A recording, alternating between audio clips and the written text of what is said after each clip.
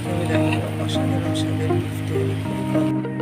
শিলপাটা আমি পিষে নিব 5-6টি সাদা এলাচ, লং 2-3টি, গোলমরিচ হাফ চামচের মতো, জয়ত্রী সামান্য এবং জয়ফল সামান্য একটু 1/3 অংশ নিয়েছি 2টা দারচিনি এবং তেজপাতা। দারচিনি তেজপাতা রেখে দেবো, বাকি এগুলো আমি সুন্দরভাবে শিলপাটায় পিষে নেব।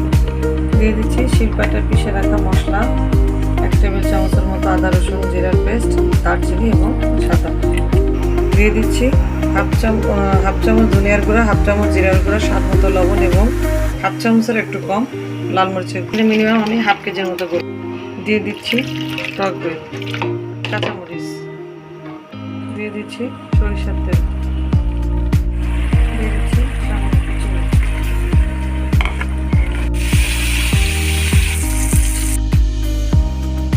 হাফ চামচের মতো টেস্টিং। তৈরি হয়ে গেল মজাদার